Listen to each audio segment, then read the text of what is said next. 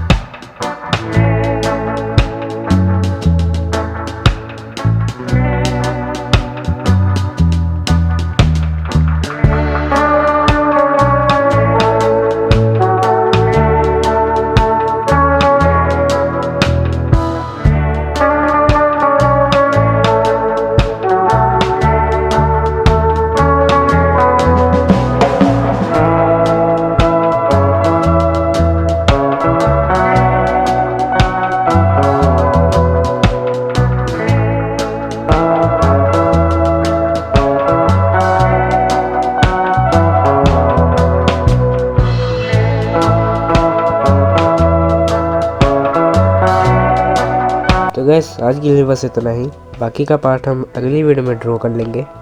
अगले पार्ट में हम इस ड्राइंग को पूरा कंप्लीट कर देंगे। तो गैस अगर आपको मेरी वीडियो अच्छी लगी तो वीडियो को लाइक करें और चैनल को सब्सक्राइब करें। अब मिलेंगे अगले वीडियो में, तब तक के लिए बाय एंड टेक केयर।